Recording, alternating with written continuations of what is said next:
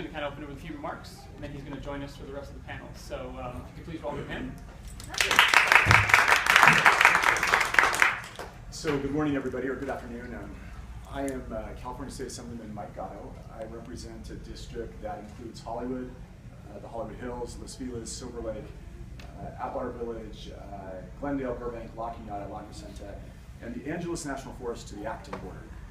So it's the district just to the west of here. But of course, the issues that we work on affect the entire state. Last year, I was the principal author of the California Production Tax Credit. So this is something that we're attempting at least to bring jobs back. Oh, before you clap, but we are doing everything that we can at least to try to bring entertainment jobs here or keep them here. But I will talk. My opinions on that are a little moderate, though, and over the course of the panel today, I will hopefully give my opinion on the future of these type of tax credits and where they can go from here. I don't really have too many prepared remarks. I really wanted to come here because I wanted to acknowledge how important this industry is to our Southern California economy. When I was a kid growing up and we would drive around in Burbank, there was a time in Burbank when Burbank lost aerospace. And 1 out of every 5 workers in Burbank was an aerospace worker. They were somehow connected to aerospace. And I have vivid memories of driving through the streets and seeing, you drive on a block and 2 homes would be in foreclosure, 2 would be for sale, businesses going belly up. And I remember asking my mother what was going on, and she was explaining to me that aerospace was leaving. Well, now in Burbank, 1 out of 5 workers works in the entertainment industry. And so they were able to sort of reinvent themselves, but the question I guess we have is how often can a community reinvent itself? So we want to try to keep entertainment healthy and alive and here in the capital of entertainment. And other than that, I'm really honored to serve on this panel, and I'll be happy to answer any questions in due course. Woo! Thank you. Thank you. So this is the future of entertainment. Just to kick it off, I was going to just look backwards 10 years from today. Actually, exactly 10 years. On February 14th, 2005, the domain name youtube.com was registered, which is kind of an interesting coincidence. The site didn't go live until November of that year. And actually, anybody know what the first video was on YouTube? Cats. Something with a cat. Actually, it wasn't. No? No, it was one of the guys who founded it, the guy that whose name people forget. And he was at a zoo, standing in front of an elephant. It's 18 seconds long. It's still on. It has like 200 million views. It's on YouTube. And he's kind of standing in front. He's like, I'm in front of the elephants, and they're cool because they have a really long nose. And then that's it. Then it ended. That was like the very. It wasn't exactly the most auspicious beginning, but in any case.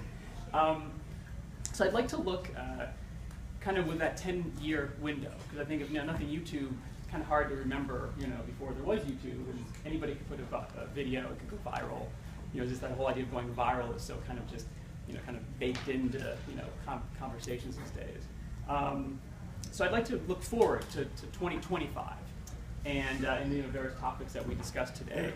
Kind of get a sense where things are going to go over the next 10 years, and even, what domain name is being registered today. Or probably not even going to be a mobile app that would be today that's going to, become part of our lives 10 years from now. It also might be fun, being 2015, we're also living in the future, at least as far as the Back to the Future films go. In Back to the Future 2, he, had to go back from 85 to 55, but of course jumped ahead to 2015.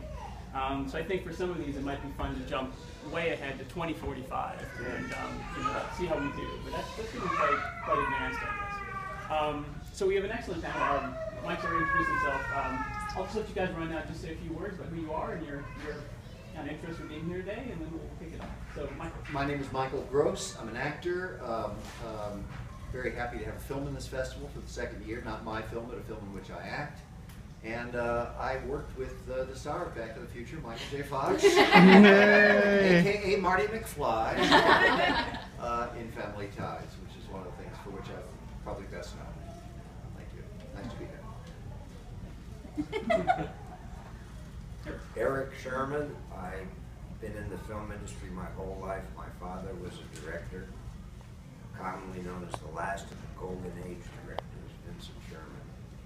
Passed away about 6 years ago at the age of 99 and 11 months. When asked his secret, he said he smoked cigars from the age of 9 to 99. So I was raised on the sets. Errol Flynn was my godfather, and I was a mathematics major, of course, naturally. And I went kicking and screaming into the film world, and this was just when the transition from the mobile-dominated studios was happening to Bert Schneider and Five Easy Pieces and Last Picture Show. Every day I wake up and it seems that something's different, and it's accelerating. The difference in the last year is probably more than the prior 10 years, which is more than the prior 30 years. So I am debating maybe to go off to a cave somewhere with a bunch of cigars, some black bread, some books and dictionaries. And I'll leave it in a moment. My complaint is, we talk about the speed of communication. Well, about 200 some years ago, a man named Thomas Jefferson would write a letter with a feather quill pen, get on his horse, and he'd drive it 2 weeks over to John Adams. He'd leave it with John, he'd get into a bed and breakfast, he'd get John's response. Well, those boys didn't have bad communication. They had to think about every word. And if I had a complaint about today, it's the very speed of communication diminished what for me is the quality of communication. So I'll leave it at that. David. I'm Dave McFadden. I'm a partner in Winddancer Films. We've done about 8 films. What Women Want, Bernie, Where the Heart Is.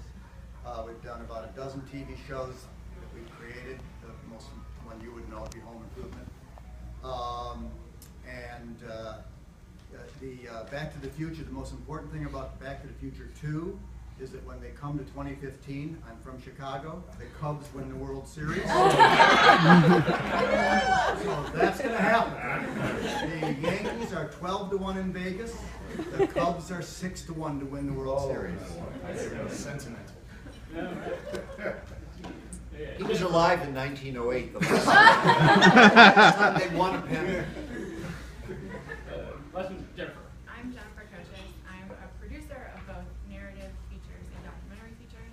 I'm a Sundance Producing Lab alum. I'm also a writer-director, and I'm the senior programmer of the Los Angeles Film Festival. Do you guys mind using the mics? Sure. Yeah. So there's one for Tim. There's 2 mics there. So we've got both. Okay. Are you recording? Are you recording? Oh, okay, on, great. on a phone, but yeah. But if some people in the back can hear. I'm just going to just stop this standing thing. So I guess I'd like to start with, and we'll probably just get, with the California tax incentive. Well, the reason for its, it's essentially was deepened, it was strengthened, it was increased. Your rationale for doing so, and then how you, as you mentioned, the future of these credits, and then what it means for film production, and who's making films, and how they're making them, where they're shooting them. So, I spent the last year living this issue, and almost 2 years really, because it took a while to get it passed, and it took a long time to convince the governor that it was meritorious. And this was a bill that, it was amended 79 times during its course through the legislature. Everybody had an opinion. The opinions were really all over the map. The really big takeaways that I took, are several. First of all, I don't think the appetite for film tax credits will continue forever. I think at some point the industry will either come back to a place like California and stay here, and the infrastructure will be here, and the mines will be here, and hopefully we won't have to compete with all these different jurisdictions. Or I think that the appetite for this type of competition will go away. And I'm just relaying what some of my colleagues have expressed over the course of this bill. There's a similar tax credit program that is not just for the film industry, that is, I want to say, in Kansas City. And Kansas City, Missouri has one, and Kansas City, Kansas on the other side of the border have one. And I think like certain factories, they have lured across the border like 10 times, right? And now, of course, with us, if a job goes to Louisiana, it's a little farther than going across the border between Kansas City, Missouri, and Kansas City, Kansas. But I do think that the difficulty we faced last year in getting this passed is sort of a big flashing light for the future. if all 50 states have a tax credit and we're essentially competing overseas, should the federal government step in at some point and say to Canada, you are poaching our business, this is in violation of any number of treaties, and actually crack down and maybe do something to the Canadian government or to their imports and actually take action so that we don't face that type of race to the bottom, as some people call it. But look, in the meantime, we have the second most robust film tax credit in the nation. It's $1.3 billion in the next 5 years. So it's an awful lot of money to incentivize the industry to come home. Hopefully there's a lot of people in the room who will take advantage of it. You'll produce films here locally, and you'll employ lots of people locally. And that's really, look, as a policymaker, what I care about is our jobs. And that's why I pushed this bill in the first place, was making sure that folks who live in my district and work in my district have the ability to keep their jobs here, keep their families here, and keep the money here. So hopefully we'll see what happens with it. Mike, would you just comment briefly on qualifying for that program? Sure. So the qualifying or the qualifications changed dramatically as the bill made its way through the legislative process. Many of you know right now there's a lottery, and there's not enough. The perception is that there weren't enough funds in the program to make the lot. That's why they call it a lottery. And obviously, if you knew you had a 70% chance of getting selected, it would not be so much of a lottery. But the funds were such that it still really didn't pencil out. A lot of people who were putting something together did not want to necessarily wait and see if they got funded because it was so uncertain. So we tried to provide more certainty to the process, but the process is also a little more subjective now. More films will get funded, but they will be scored based on a very, very complex formula, in part that has not been entirely created yet. It will be created by the California Film Commission, on which I sit as well. But the formula will be largely dependent on the number of jobs that a production creates here in Southern California. Or I'm sorry, that was my Southern, in the state of California.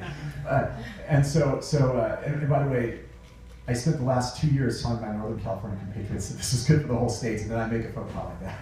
But it's largely, bottom line is how many jobs and the total spend, the total number of shooting days in California, all that will factor into whether you get a credit. And the idea is that this will really attract the big productions and the ones that really have the most bang for the buck for California taxpayers. Thank you. David, I was going to ask you with Windancer in the last, it was really 5 or 6 years. I'm sure Jennifer's experienced. I have. I guess I didn't really. I'm an independent, mostly an independent film producer. I guess they want me to speak on the mic. So I'm a producer as well, and I've actually taken advantage of these tax credits in various states, from New York's to Connecticut's, which actually is currently sunsetting or sunset. Looking at Mississippi, Alabama, certainly Georgia is taking up a lot of productions they're shooting there. So with Windancer, and I guess what have you seen in the last 4 or 5 years in terms of the projects you consider, the budgets you're looking at, and then where you're looking to shoot these films as well? We've done. Hello. You're good. You're good. Am I coming out? Yep. Oh, okay.